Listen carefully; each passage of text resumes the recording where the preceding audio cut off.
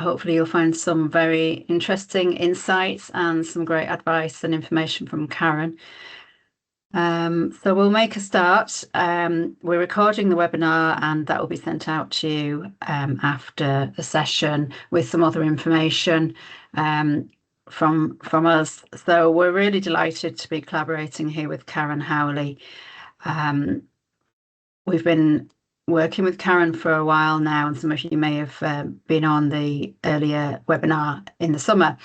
It's a fascinating area, and most people have some experience now of AI at home, out of work and in work. And we've got two very interesting pieces of research that Karen's going to run through with you. So before we do that, we'll just chat a little bit more about who we are. So I'm the research director of research with Amárach, and we work with all kinds of different clients, but we're doing some really interesting work at the moment in this subject matter, which is really helping us to relate to our name, that Amárach is about looking forward, looking to changes that matter and what's going to happen next. So working with Karen on this particular piece of work just fed in nicely. You'll see some links on the stuff we send out afterwards, which will give you some other insights in this area. Some really interesting stats that a lot of them keep repeating themselves, and something that we should all be very much aware of as this moves into all our lives in a bigger and faster way. So I'll hand over to Karen now just to give a bit more information about her background. Right, so thanks for joining this morning. And so just really quickly, I help businesses to navigate AI and in different ways. So I work with some businesses to shape strategy and governance structures. I also run very practical training to build capability in using ChatGPT or Copilot. So I work together with the Marketing Institute. Our next course is running on the 4th of December. And then I also work with Trinity Business School, where I teach on AI ethics, governance, and the EU AI Act. And going into 2026, so some people also like me to speak at events. And one area that I'm interested in speaking on next year is around navigating trust and the age of misinformation as a brand, employee, and leader. So moving on to our agenda and what we're going to cover today. Alison, do you want to whistle through this quickly? I will. Yes, I will. Yeah. So, as we mentioned, we've been researching AI for some time now, and this is all about where it's heading. So Karen's going to talk us through some of these findings, and it's something that Amárach has been on our own journey with over the last few years as well, and hopefully it will resonate with many of you who have tuned in today. So how the adoption of AI is looking, its maturity in Ireland, and the role it plays both for the consumer in their purchase journey as brands and quality control become more important, and then the AI creative takes hold. So this is very interesting and moving at such a pace at the moment. And then also about the workforce. So how are you and how is your workforce adopting AI in the business environment, commercially, what's happening, the tools people are using, and the risks that they actually don't necessarily see or not aware of, and then what that means for us as business leaders, the governance and just the literacy within our teams. And Karen's going to help with some information on how that can be strengthened, so the secure foundations. So we'll have a Q&A time for the last 10-15 minutes. So if you would like to enter any questions, if you could put them into the Q&A as we go through, or as we get to that point, and we'll pick them up at the end. So I hope you find it insightful as well, and I'll hand over to Karen now to take us through some of the findings. Thanks. So the first thing that we're going to look at is how Irish consumers are using AI and also judging it. So first of all, to take a high level look at the stats, we asked the question, are you using AI for your own personal use or for work purposes? And what we see today now is that 53% of Irish adults said yes. Okay. And so that means that there's actually been a 10-point increase since April, 6 months ago, when we asked that same question. Now, I always prefer to actually look at the demographics on this stuff, because I think it tells a more interesting story of where we are. So if you take a look at this, what you can actually see is that those under 30 or under 35, there's actually 78% of people say that they're using AI now. So definitely the younger adults, much higher adoption. But then interestingly, like the older cohorts actually saw the biggest increase in use. So like there's an 11.5% average difference for those aged over 35 and older. So overall adoption is increasing. And one of the questions we asked was, in general, how often do you use AI platforms? And we gave it a description for this, right? Because AI can just mean so much to so many people. But we were talking about the major platforms when we asked them to get information, news, or updates about topics that you're interested in.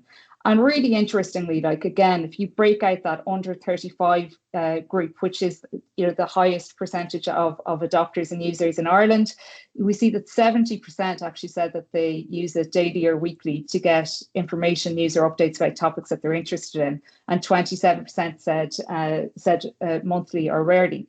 Now, what I find interesting about this is that perhaps actually it's the likes of AI overviews that are now there in Google. When you search for something, maybe it's news related, and you actually automatically get an AI overview in its place. Because I have seen stats there that said that over half of queries now are returned in that AI overview form. In fact, I think it's probably higher. So I think that is interesting. And then also interesting is like this 35 to 44 year age group also said that 79% of them who are using AI would use it daily or weekly to check, to stay informed about topics or news that interest them. So it is becoming a complementary source of information, sitting alongside or blurring the lines between traditional search, social media, and news feeds. So the role that AI plays in the consumer purchase journey, what does that look like? And if I can just kind of start by saying that we were interested in finding out how people are using AI when it comes to making purchases, because this is against a backdrop of Google's AI mode being there now, and since October for Irish consumers, and AI overviews a bit longer than that, appearing when people search for things. And then there's also, of course, increased adoption of AI platforms and developments within the sector as well, where say lots of them, whether that's ChatGPT or Perplexity, have actually released AI browsers, and then have launched integrations in other markets with Shopify and PayPal, which hint at hint at a phase of commerce where research and purchases can merge seamlessly, and that consumer purchase journey, that traditional journey, is actually flatlined a bit, or it all happens much, much quicker. So we asked people about, like, did you use AI for your most recent purchase to research the product or service? And 46% of people who are using AI said that they did, and then 34% said that they used it to create a short list of buying options. And interestingly, we also have 25% that say that AI was involved to make the purchase or booking. So this to me suggests that the role of AI in the purchase journey is extending beyond helping customers make choices. I'd love myself to have more detail on that 25%, because I'm not sure that's them using features like agent mode in ChatGPT to make the purchase. I actually feel that maybe it's like people who have smart home devices, and like I know myself, I get notifications telling me that the batteries are low. Do I want it to automatically purchase? And so I do just wonder about that 25%. I'd love more information, basically. Going on then to like how comfortable people would feel in different scenarios. So what we asked was, we asked levels of comfort around switching a utility provider based on AI's recommendation, And again, I just want to state that like this is like what we're showing here is for those who are using AI. So what we have is that 48% say that they're not comfortable, but 37% that they are, which shows like actually comfort levels are probably rising in that domain. And then if we look at it like from all Irish adults, regardless of if you're using AI or not, comfort levels across the board show 26% are comfortable. Choosing and buying a retail product guided by AI. So again, similar here. So 4 in 10 users say that they'd be comfortable letting AI guide a purchase decision, showing gradual normalization. And again, the comfort levels across the board, whether you use AI or not, are at 25%. Interacting with AI to get advice, a customer support agent would typically provide. So we have 50% not comfortable here, and 38% say that they would be comfortable. Okay, and again, across the board, if we're looking at AI users and non-AI users, it's 26%.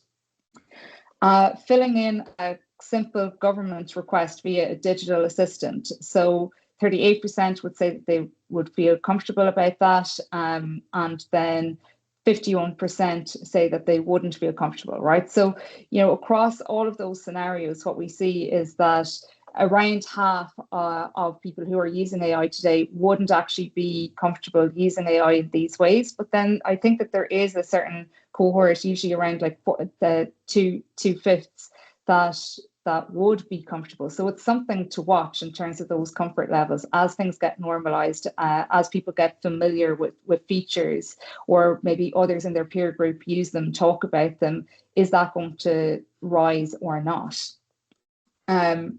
Now, the or not piece, like I think is really dependent on how much people trust AI, right? And how much control they actually want to have in that purchase journey, right?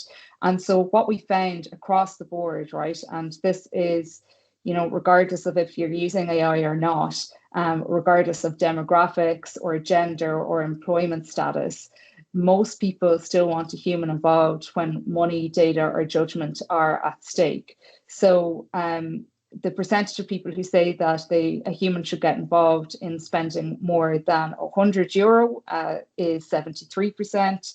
Sharing personal or financial details like bank account numbers or your PPS number, 77%. Getting advice on a medical or legal matter, 80%, so slightly higher, but also marginal. And then buying from engaging with an unfamiliar brand or company. So 70% say that you should get involved. So I think this is interesting to look at, because as new features emerge that kind of that can, you know, augment the purchase journey, there's still probably a level of control that we want to be involved in. So brand and quality control become more central to brands using AI. So again, one of the things I was interested in was how often do people think that they actually see AI generated from content from brands that they think is low quality or unhelpful?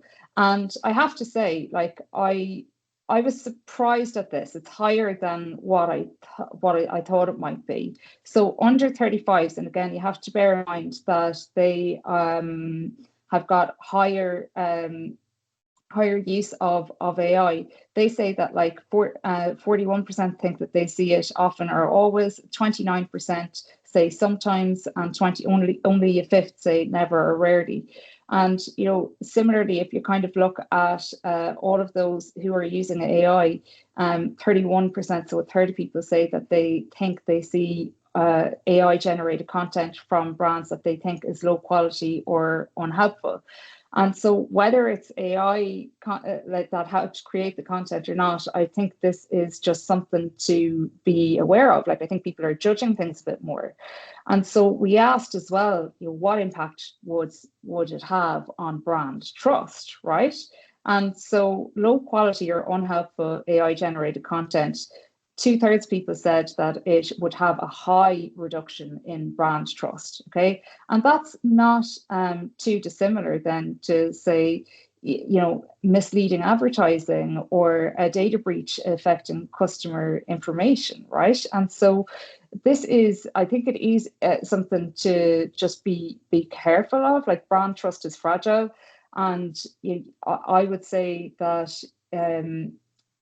like making sure that you have that editorial control, that brand control, is still very important, if not more important now. So as a quick next steps for brands, I think that you should monitor visibility in AI environments. So, get your generative engine optimization going there, strengthen creative oversight, as I've said, track consumer sentiment over time. So, I'm showing you what consumer sentiment looks like today at the moment. But again, as technology evolves, gets normalized, consumer sentiment changes, that might be for better or worse, right?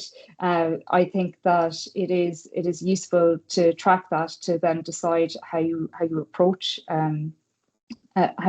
things, and then experiment carefully with AI generated creative. Okay. So going on to then the next report that we did was on the workforce and how are people using AI in the workforce. And I suppose one of the things I was interested in here is, like, over the course of this year, as I was working with different people, I started to spot maybe some what I would consider like risky behaviors, and like maybe it left the businesses a little bit exposed. And so it's not about do nothing, but it's about, okay, how I've been helping my clients mitigate those risks, right? But I feel like unless you know the risks, you don't necessarily know how to take action either. So taking a look at this at adoption in Ireland, right? So what we have is actually a 15-point increase since May. So 42% of those surveyed use AI for work now. Adoption is strongest in larger organizations with 47% compared with 40% in small and medium-sized enterprises. So half of those using AI for work use AI tools in their day-to-day work at least a few times a week, with employers in larger organizations significantly more likely to be daily users compared to those in smaller, medium-sized enterprises. So, and I do think that is interesting, like to break out.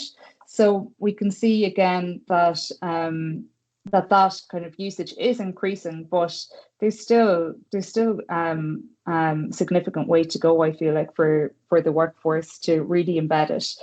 But what's interesting as well is that frequent users of AI are over 6 times more likely to save over 3 hours of work than occasional users. Like, I mean, you can see this here with the chart. Like, 57% of those who are daily users say that they're using, or that they're saving 3+ hours per week, compared to even 7% who only use it occasionally. So that is again something to focus on, driving adoption, driving that capability, and increasing use.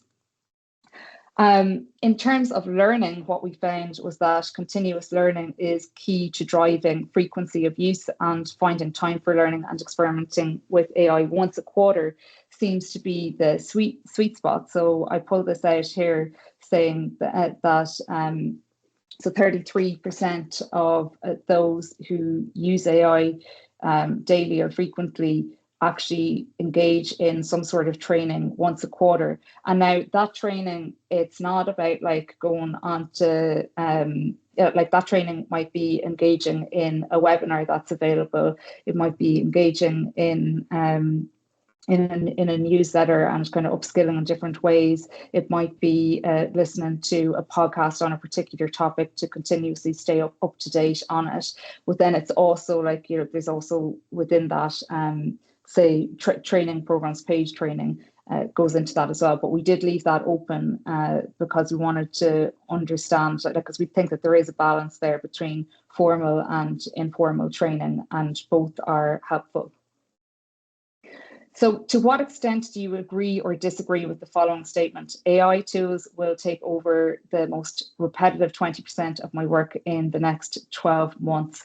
So over a third of employees believe that to be true, and the belief was strongest amongst younger workers and frequent users, which you can see here, 57% of those aged 18 to 24 were most likely to agree with that, and those aged 25 to 34 also quite high at 47%. So again, I do think that there's something here around the trends differ based on if you're using if you're using AI or not. So the tools people use and the risks that they don't see. So we asked people, which of the following AI tools have you used for work, right? And so not have you used, but have you used for work? And so right there at the top, you have ChatGPT, the free version, with 59% of people saying that they have used that. That's, perhaps not surprising. Copilot Chat, this is the free version of Copilot Chat included with Microsoft 365 plans. 27% have used that, and that's also probably down to they're already embedded with the Microsoft platform and got that as an included AI. And then about 23%, just about a quarter, have the premium license. Okay, so this is for everyone who's using AI for work. This is how the percentages break down. But what's interesting is that 3 in 4 employees, when you look at it, who are using AI for work, have used consumer grade tools such as the free versions of ChatGPT, Gemini, or Claude. And so, this, I suppose, is cause for discussion, right? Discussion within your organizations to see, okay, should we be using the consumer grade platform? Should we be thinking, if we are using consumer grade platforms, do we have proper guidance in place around how we're using it, what type of information we're putting into it? Do we want to make sure that everyone has multi-factor authentication turned on? All these types of things, because consumer graded AI tools expose organizations to risk. Your business data that's entered into prompts could train future models unless privacy settings are changed. Security controls such as multi-factor authentication are not enforced at organization level. I think that's what I like about the when you are on the enterprise platforms, there's, you have someone who can be an administrator of that, looking at, making sure that multi-factor authentication is on, but also looking at reviewing new capabilities and features that come out before just blanketly giving them to all employees, so you can make sure that actually you understand that it's being implemented in a safe and secure way. So I think that is something to look at. Next, a wake-up call for leaders to focus on governance, tooling, and AI literacy. So just a quick poll here, and let me just grab it here. So which of the following statements, if any, is true for you? So if you can just have a quick read on those. For a moment, because this is the question that we asked in our survey as well. And just a minute to do that. I think I might have to do it myself as well.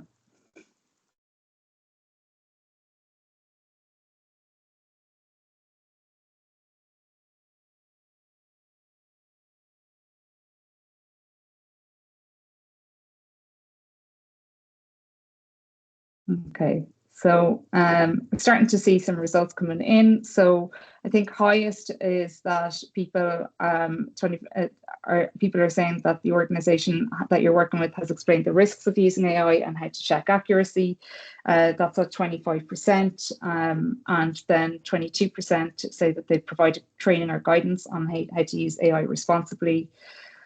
And yeah, 14% are saying that my organization have asked me what AI tools I am using in my work.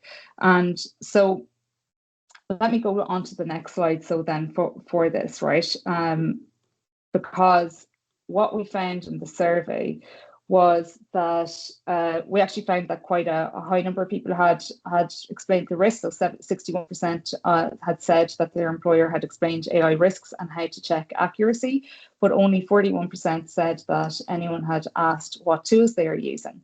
And so one of the reasons this interests me is because under the EU AI Act, you have to, like, if you're using AI tools within your organization, there's a responsibility there that your employees are literate in those tools, that they understand the value that they can bring, that they understand how to use them, whether that's prompt writing, but that they also understand the limitations and the risks, and they know what to do or how to spot even like hallucinations. You can't develop the training plan unless you understand the tools that are being used.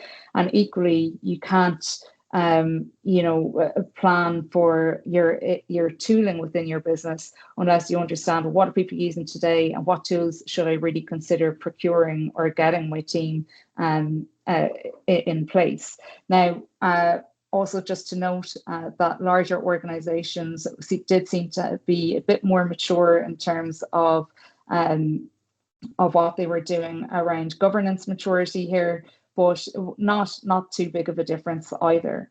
So one thing as well then, like if so many people are using AI for work, then do they know how to check if AI generated information is accurate, right? And so only just over half of those using AI for work said that they did know what steps to take. And what we found was that, again, people who were using it more frequently, only a third of them said that they were unsure, so 2/3 did know what steps to take. But then, nearly, it's nearly 60% of people that say, like, who rarely or occasionally use it, that they don't really know what steps to take. So I think that, again, frequent users are more likely to know how to verify content and spot hallucinations more than occasional users. And I think our judgment around AI outputs is going to become more and more important. So again, that is why I would probably focus on building up that kind of maturity and skill in how to use them, because if they're using them at all, then I think that you should really have this capability to spot if AI generated information is accurate, or even like just to know, okay, what parts of the answer are you going to go and check yourself? So over half of people, again, using AI for work say that they check AI generated work themselves before it's used in their team. And overall, 14% says that no one checks it, rising to 1/5 amongst females and 1/4 amongst those age 45 plus. So again, like, if people are going to be checking AI generated work themselves, they need to then have the skills to scrutinize it in the right way too. 60% of the under 35 workforce using AI engages in what would be deemed unsafe practices with AI tools, so leaving the business exposed to risk. So things like this, right? So pasting company data into public tools, like say your free ChatGPT. So 32% of those age under 35 say they do, and then of all adults, it's 20%. And what that one also speaks to me a little bit about is that perhaps they've not been given the right tools to do their job if they want to use AI, and perhaps the employees are a little bit further on than the businesses themselves. And one of the things here is, like, I think that businesses should be looking at what's the business case for these platforms. Do we want to look at this properly and really integrate it as part of our tooling and our tech stack? But I do hear of people when they've not been given the tools that they tell me that they do this, and so that's just what happens, and perhaps that's riskier than if you gave them the tooling in the first place. So using unapproved AI apps or tools. So 16% say that they're, of those under 35 say that they're using unapproved AI apps or tools. Sharing a subscription with another team member, 15% say that they're doing that. Sharing passwords with AI tools, 12% doing that. and of any. So like, again, I think, as I said, like the younger workforce is more likely to engage in at least one of these than everyone else, right? So one thing, again, to maybe think on that is, what was I going to say? Now, facing, it'll come back to me. Sorry, I've lost my thought there. But I think we're going to go do another poll now, right? And this one is around what words or phrases that would make you think AI wrote that. Okay, I'm just curious to see. So we're going to have a little bit of a word cloud going here. Oh, I think. Is that, maybe that's not working? I think I've got, I think I might have set that one up funny. If you click, I think there's a little arrow. Maybe not. Maybe it's not going to work. I'm gonna write one just to check and see if it comes up for people. Okay. Okay. Testament dashes, yeah. Oxford comma. I think the M dash deep dive. Very good. Odd use of words, I think, is one. Yeah. Okay. Well, let me show you what came back in our survey around this, right? And I'm just going to let that keep going. So feel free to continue to populate it, and I'll keep an eye on it. So again, nearly a third who use AI for work, so 28%, say that they can't tell if something was written by AI, or they think it's not possible to know, right? And again, I think that's like quite a large number of people who maybe wouldn't know what to look out for. In particular, if we bring it back to this piece around that high percentage of consumers think that they see AI generated content from brands that is unhelpful now or low quality, then also you kind of have to look at this, where you say that actually nearly a third of the workforce doesn't know how to tell if something was written by AI, or don't know like how to spot it. And so I think that gap definitely needs to be closed a bit. So of those who can tell, a robotic style punctuation and common AI phrases are the main signs. So just to throw out like a couple of things that we got in the verbatims from people as well. So the use of a dash that humans don't use screams AI to me. So I quite liked that wording, but definitely there were loads of people who had mentioned dashes. I find that like most people don't know the actual term for it, the M dash. And I dare say that I didn't know the term M dash until I started using AI as well. So yeah, that's one thing. Then generally speaking was a term that came up quite a bit. Delve into, embark. I really dislike the word embark myself. When it is try hard and inauthentic. Good question, right? So again, its ability to really just pander to you, like, and be like, okay, oh, such a good question. So fancy, over-exaggerated sentences was some of the other sentiment that we saw coming out, and leverage. So other people again in the chat have said that Americanization, I think unique is another one, buzzwords. So yeah, you can see that people are starting to form patterns in their own, around what they see or what they think is AI generated content. And for better or worse, they're probably going to judge that content. And my fear for brands is that if like some of this language that people feel is AI, or screams AI, that it would actually have that negative effect of making your content less engaging, or people are just zone out from it.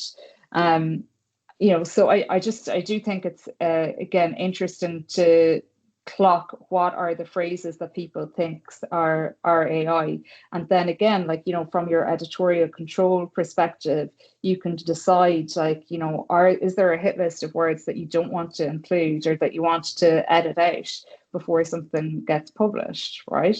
And so these are again like how you can maybe develop or tweak processes that are in place today. So designing secure foundations, where to from here? So I kind of really feel that you can't realize ROI from AI unless you can rely on it and you're on your workforce to use it well. And so this is where I think that secure foundations are really important. So gain visibility before you write policies, map where, how, and who is using AI. Use this insight to evolve your tooling, your policies, and your training plans.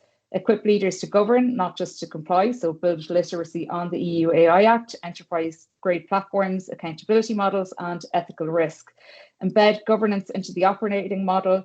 So for me, like, this doesn't have to be this really difficult thing. I think it's about having open discussions as part of daily management practice and understanding what are the forums that are already in place that you could kind of make this part of the discussion.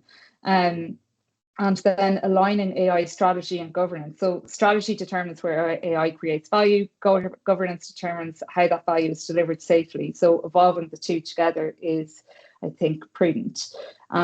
So that's kind of it. And I think we're going to open up the floor to questions. So I'm just going to stop sharing my screen now and get some questions in from people.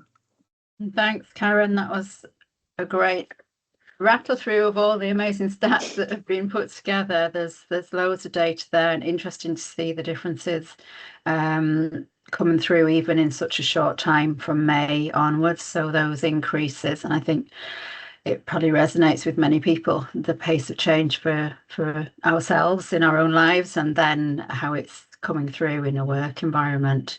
Amárach has been looking for a couple of years at how we use AI. Obviously, for us, it's really crucial that we're taking a very cautious approach, but also we want to embrace the opportunity as well. So trying to make sure that any risks that are mitigated whilst, you know, really getting to know all these tools and how we can best use them to save time, be more creative, lots of different ways that it can help. But it's massive because everything's changing so fast. So we'll have a few questions that have come through already. I'll just ask anybody who want to pop a question in the Q&A. Please feel free to do that. While they're gathering, maybe Karen, could we just have a little chat about the question about, like, is a workforce putting a company at risk or not, as this movement is happening so quickly? And, you know, what would be the top 2 or 3 things that organizations should do if they haven't yet done anything on this governance piece? So I think that question, is the workforce putting the organization at risk? The answer to that is going to be so unique to every organization. There's levels of risk. For some, like, maybe the risk isn't there, or maybe it's worth it to just, you know. But I think ultimately what you need to do is have a discussion on it to determine what that risk is.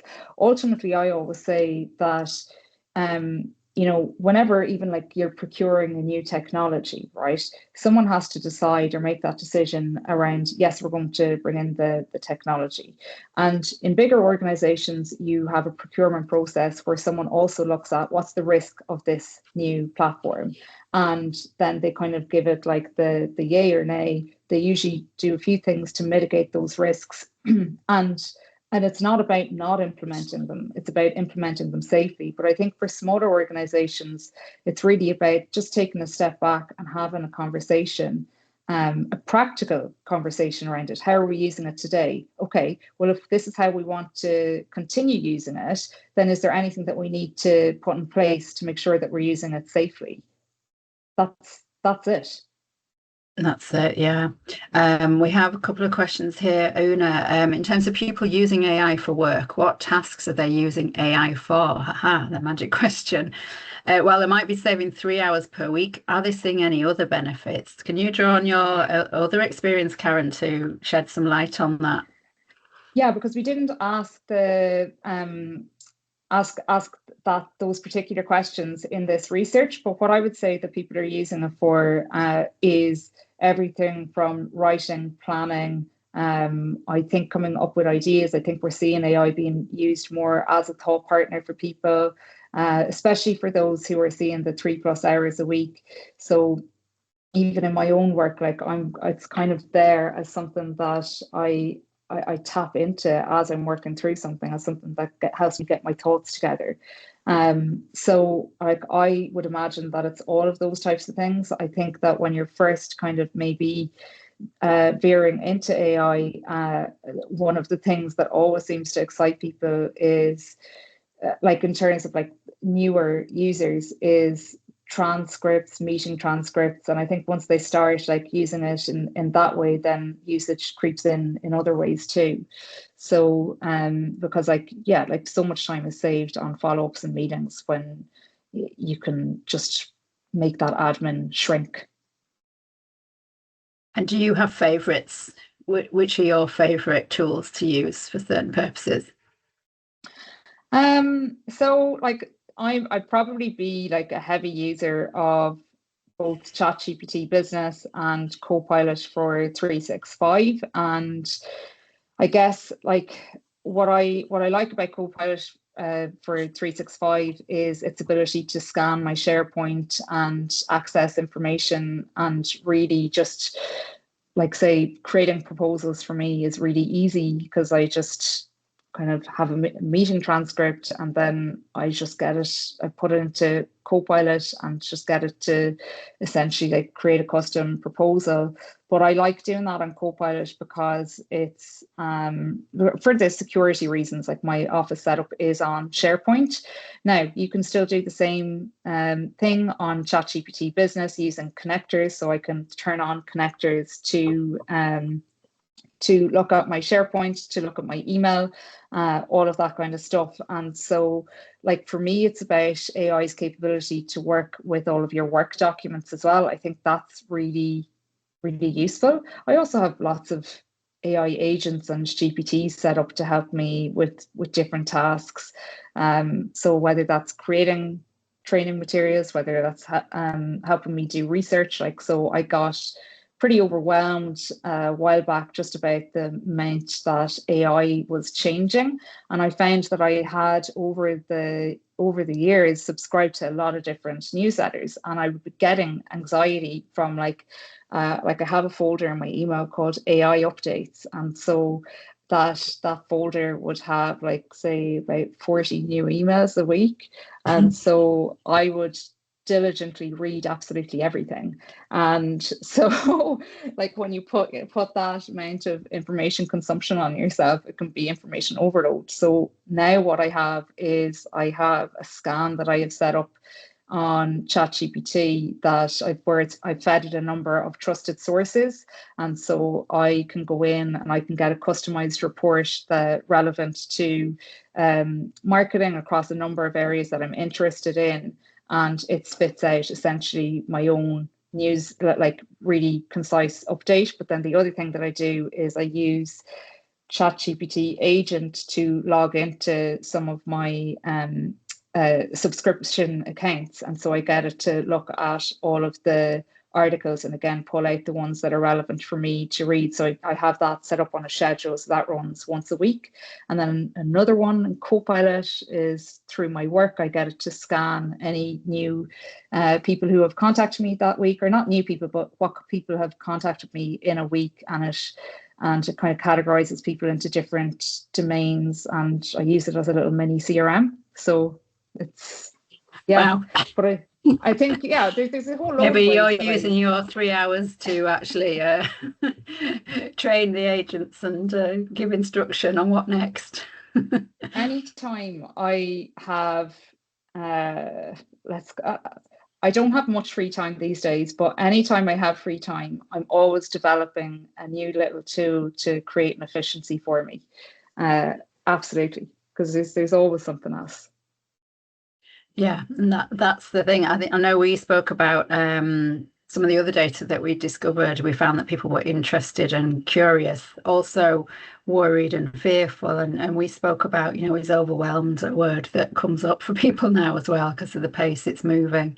The question here from Anne-Marie, is most of the value up to this point still coming from productivity gains, or are you starting to see proven use cases that drive revenue and market share?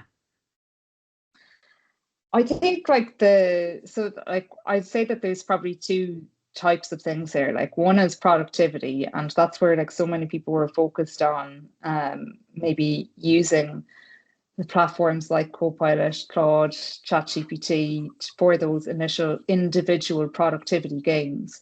I think like when you're looking at market share and bigger ROI, then that becomes part of your AI strategy, and the solutions for that are a bit more like considered and bespoke, and you're designing around it. So I do think that people are seeing value there, but the use cases like I think are varied. So I think the people can absolutely like in the sales process do a lot more around creating prospect lists, really sophisticated targeting lists, and then that communication and really assisting with that communication. But I think target identification um, is definitely something that is a high value use case.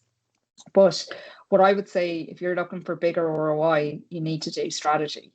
And so, have you actually taken the time to really consider what are your business objectives? And then, how might you solve for that? Is it with AI? Is it with something else? Mm. Mm. And to that as well, Karen has said, is there any research or information that you have from your experience that's showing which teams within an organization are adopting AI quicker? For example, HR, finance, marketing, communications, like who's embracing it fastest and most widespread? So what I will say is there's definitely research out there on that, and it's been a while since I looked back at the teams and their use, but I think that like marketing was right up there in terms of the high adopters, and I think that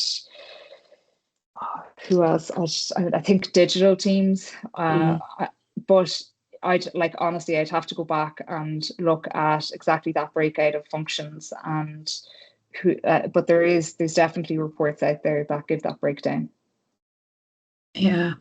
Some of the work that Amárach has done on the Small Firms Association, 9 in 10 small businesses using AI tools.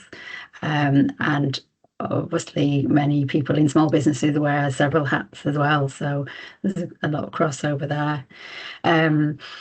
Caoimhe just said, is there a resource on organisational requirements under the EU AI Act? Do you So know of there, any? so like under the EU AI Act, I've definitely seen IBEC published an article that guided businesses on what they like on steps that they could take. But like I think and that was to do with AI literacy, right? That article. But like under the EU AI Act, what I would say for businesses are the main things to understand are around the risk categorization and what are the different AI systems and tools that they use in their work, and to be able to classify those. And then based on your risk classification, there's different requirements for the different tools that you're using or developing, right? And so there is that. And then I think within the EU AI Act, there's also transparency guidelines, and I think that that's probably a section to look at as well. So because the requirements around that coming into effect next August, around disclosing if you're using AI to generate images or videos that resemble person, place, or events likeness, or could easily be mistaken for real, then you have to disclose that with an AI label. And so I think for brands, like that's something that they need to be cognizant of as well. But yeah, the risk classification and being able to catalog your AI systems, the AI literacy requirements, and the transparency requirements, I would say, are the three main things to look at. I mean, I teach people on the UAI Act. You can always ask me to come in and do something with you. But in a nutshell, that's what I'd say the things to look at are. It's a really fascinating scenario and for brands as well, isn't it? You touched on that earlier in terms of the trust that people need to have to make sure that their AI journey continues or not through to the sales funnel end. Do you want to expand a little bit more there, Karen, on the consumer element and the brands? We talked a good bit about the business side here in the Q&A, but just to touch on that, because I know some of the people on the webinar are very much sitting within brands and businesses with strong brands. Yeah, like I think, look, the functionality is changing, right? Around and like it's out there in the US at the moment, those Spotify and PayPal integrations. So like if you're a store that's on Shopify, you don't have to leave ChatGPT now to make the purchase. You can make that within the app, right? And so I think when we're always looking to reduce the friction in the customer purchase journey. And so I think this becomes a more frictionless journey for some, right? Now, I still think that there's probably a level of trust there. So like we saw that if like a brand is unrecognized, it's going to be less like I think it was something like a third of people, or not a third, but 2/3 of people, or 70% of people said that they would still like to have a human involved before they make the purchase, right? And so it's about understanding the scenarios, even your categories, and understanding how trust changes within each of those. I think that's important to consider.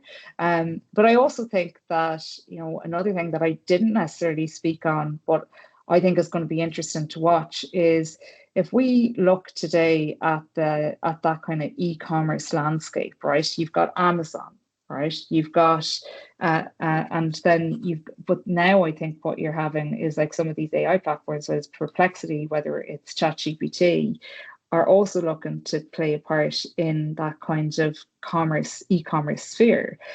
But like Amazon does not let ChatGPT see its products or sites. So there isn't going to be an integration there.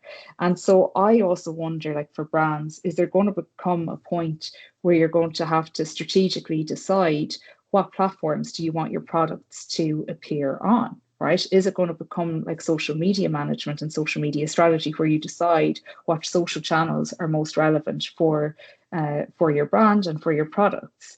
Like I feel like there's something in that space as well that's probably going to change, and again be cause for strategic consideration. Yeah, and the pace then is the big factor too for businesses, and they're looking at how fast they need to move and pivot and change, and keeping up with all of this. Like whose role is it within a big business, do you think, to really make this work for that business? I think like it's I think to make this work, when you say this, is that AI broadly, or is it like just thinking of what you said there on the strategy, and thinking about how probably in many organizations there might be a broad strategy, but even the differences between how people operate personally with the tools that are available to them. Some of the things you've mentioned today, some people on this webinar will be absolutely on it, and other people are maybe thinking, what does that really mean, and how do you do that? And and then applying that to work when you have a day job to do as well. So it's just interesting to see, some of these big brand organizations, are new roles being created, are new departments being created to respond to this, or is it falling within the role of a marketeer or brand manager? I think some of this has probably fallen within the role of the marketing team, right? And the CMO, if there's a strategy presented to them around, say, like where to appear, how to use it, like how to use AI, the different components of marketing, like, you know, that's what the team are there for. But I also feel that, you know, more broadly, like it's like there has to be multiple people who are inputting into this, you know. It's not just going to be the CMO and the marketing team. I think you need to have conversations with other departments as well around like just to make sure it hums and all works together. So yeah, like whose role is it, and is there new jobs that are being created? What I would say is maybe around the area of generative engine optimization. I think that is a new discipline for people, and so people are engaging with their agencies. Maybe they're also creating in-house expertise, but I think at the moment agencies are who are offering up that service and advice. So I think that's some of the new roles. I think also there's probably going to be new roles for really brand quality and overview, especially like if we're creating more personalized campaigns, more assets now, is there more that needs oversight as well?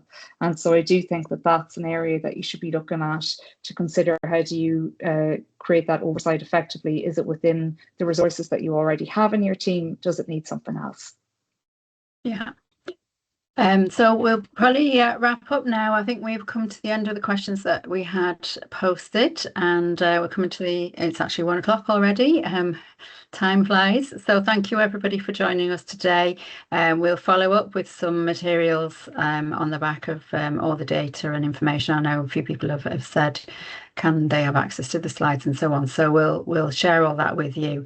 I'm more than happy to help you with any of those questions, and Karen obviously will be as well in due course. So thanks for joining. I hope it's been enjoyable for everybody, and have a good rest of the day. Thank you. Bye.